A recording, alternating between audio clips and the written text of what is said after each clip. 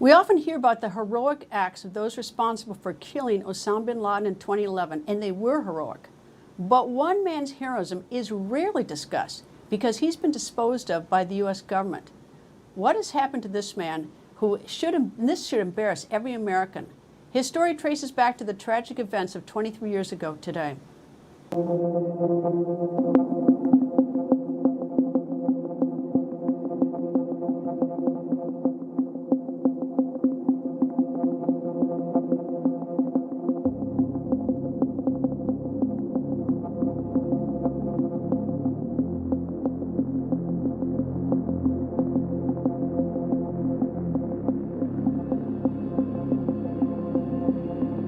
Again, if you're just joining us tonight, in a U.S. operation, bin Laden has been captured and killed. Sources tell CBS News that Osama bin Laden, the leader of al-Qaeda, is dead. It has now happened. Bin Laden is dead. The man behind the deadly 9/11 attacks that changed America is dead. Osama bin Laden is dead. Tonight, I can report to the American people and to the world that the United States has conducted an operation that killed Osama bin Laden, the leader of al-Qaeda, and a terrorist who's responsible for the murder of thousands of innocent men, women, and children. We give thanks for the men who carried out this operation, for they exemplify the professionalism, patriotism, and unparalleled courage of those who serve our country. But one man's life risking service in this operation has not sparked gratitude. In fact, the opposite has happened. This man, a hero to the American people, languishes in solitary confinement in a prison in Pakistan. He has been left behind by the U.S. government after helping the CIA find and identify Osama bin Laden so bin Laden could be killed. The hero's name? Dr. Shakil Afridi. Husband, father of three, doctor, and prisoner. In 2009, in his native Pakistan, Dr. Afridi worked in a vaccination program. Some say it was a legitimate program. Others say it was a front created to help the CIA find and identify a person they believe might be Osama bin Laden. Dr. Afridi claims he was recruited by the CIA, though he also said he was never told about the CIA's goal. In other words, no mention of Osama bin Laden. According to a 2015 article in National Geographic, Dr. Afridi was able, through the vaccination program, to obtain a key phone number. That phone number belonged to the man long suspected of being bin Laden's official courier. That information convinced President Obama on April 30th, 2011, to greenlight the Navy SEAL Team 6 May 1st, 2011 operation. It was a success. Bin Laden was identified and eliminated. In the days following bin Laden's death, Pakistani agents went on a hunt. They hunted for anyone who had recently approached the bin Laden compound in Abbottabad, Pakistan. That included Dr. Afridi. On May 23rd, Dr. Afridi was arrested by the Pakistani Intelligence Service, the ISI. The ISI stated that Dr. Afridi, at the time of his arrest, was trying to flee Pakistan to Afghanistan. And about 7 months later, in January of 2012, then U.S. Secretary of Defense Leon Panetta appeared on CBS 60 Minutes. Pakistan and the United States have a common cause here against terrorism. For them to take this kind of action against somebody who was helping to go after terrorism, I just think is a real mistake on their part. They should free him? I think, they can take whatever steps they want to do to discipline him, but ultimately, he ought to be released. 1 month later, in February of 2012, then California Congressman Dana Rohrabacher added this. There is nothing that could suggest that Pakistan is cooperating with us in the fight against terrorism when they have Dr. Afridi, the man who helped us get Osama bin Laden, in prison and are treating him this way. That is their decision of non-cooperation.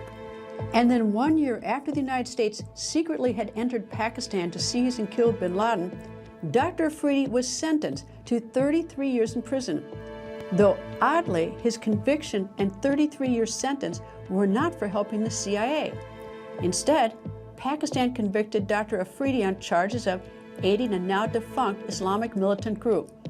The reasons for this arrest are still not entirely clear. And that Islamic militant group, Lashkar-e-Islam, said at the time that it had no links to Dr. Afridi. This court document was provided by the Afridi family. It reads, quote, "He allegedly provided not only vital information to the defunct Lashkar-e-Islam, but also provided financial support and medical treatment to the injured militants of the said organization," meaning Lashkar-e-Islam. He then abetted the anti-state elements that had waged a war against the state of Pakistan. End quote.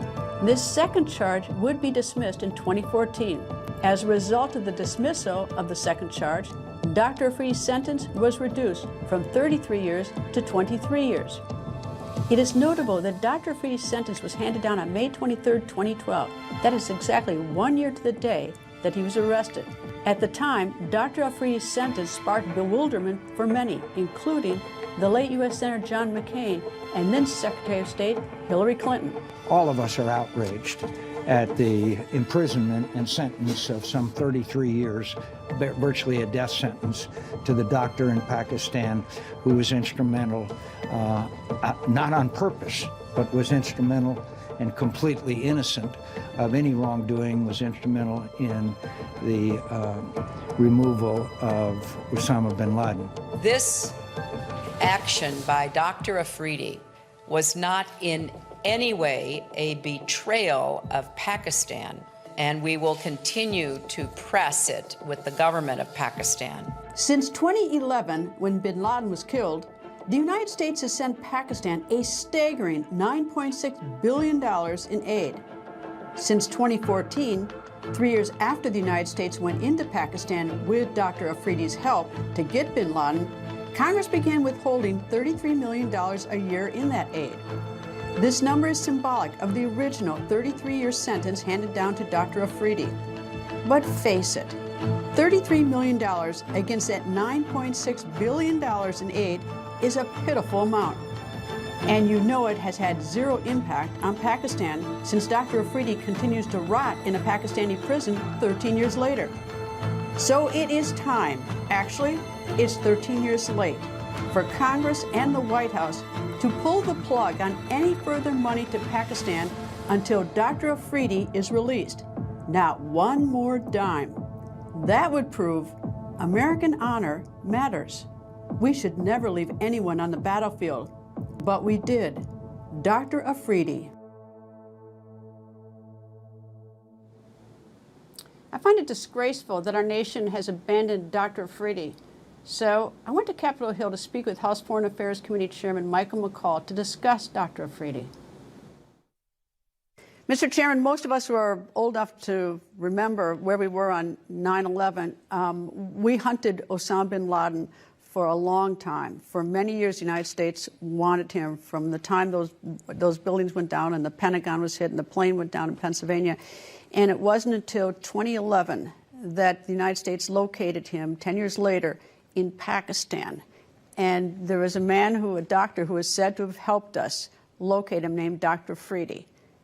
After bin Laden was eliminated, sometime later, about 3 weeks later, Dr. Afridi was arrested and put in prison for 33 years. You know, just like leaving our Afghan allies behind, betrayal. How are our allies going to trust us when this is how we treat them? You know, Dr. Afridi played an instrumental role in gathering DNA evidence out of the province, the compound, through a vaccine program that enabled the CIA to determine that this was indeed, in all likelihood, Osama bin Laden. And the reward that we give him is we allow the Pakistanis to imprison him, and we make no efforts to get him out. So how do we stop that? We give Pakistan a tremendous amount of money. Americans are generous, and I know $33 million has been held back every year, is symbolic for the 33 years he got in prison for what are basically false charges because they were angry at him for helping us get bin Laden, who they were, I believe, hiding next to their military installation in Abbottabad. But why can't we withhold all our money? Well, I mean, first of all, I was in Abbottabad right after the killing of bin Laden. Pakistanis are very angry and embarrassed about what happened. And we flew over, we met with Zardari, the president, in Karachi. They have a very dangerous nuclear program in Pakistan. As you know, the father of the Muslim atomic bomb, A.Q. Khan. A.Q. Khan started this. He proliferates it to Iran and North Korea. Since that time, we appropriate a large amount of money that's in the classified space to protect that arsenal.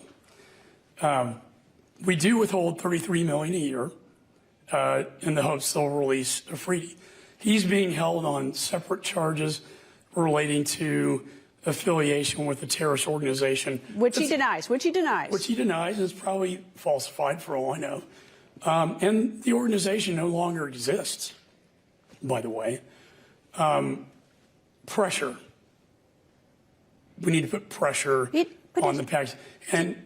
But it's been since 2011, and it's sort of a sense of American honor leaving someone on the battlefield. I mean, we wanted bin Laden so badly after what he did to us. Yeah. This man helps us. He ends up in prison for 33 years, and isn't time's up that we should do something to get him back here? The irony is this, too, Greta. The ISI, the Pakistani intelligence service, in my judgment, we're aware that bin Laden was in Abbottabad, the West Point Academy of Pakistan. They were complicit with harboring the biggest terrorist in the world, yet Afridi's in jail and prison for having associations with a minor terror organization that no longer exists.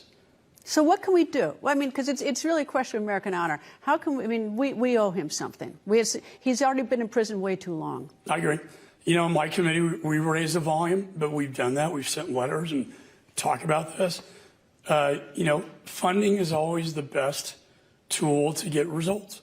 The danger, though, of cutting our security funding for the nuclear components has to be taken into consideration on this one. How about a swap of some sort? I mean, we swapped, well, we gave the arms merchant back to Russia. I mean, we swap all the time. I mean, you know, we do prisoner swaps. Well, that's exactly right.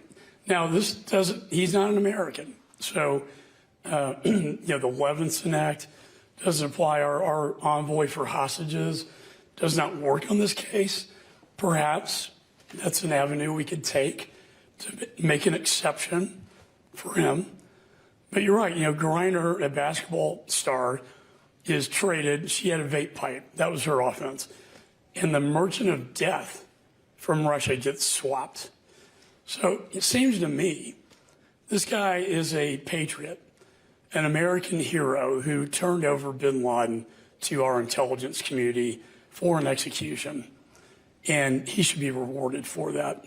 And shame on even the American media. We just dropped him like a hot cake, you know. Nobody talks about them. Just like Afghanistan, who's going to trust us? If your allies no longer trust you, you've got a problem. And if your enemies no longer fear you, then you have a very dangerous world. Mr. Chairman, thank you, sir. Thanks, Greta. Here's another idea. Let's just make him American if it takes that to do a prisoner swap. It's just terrible what we've done.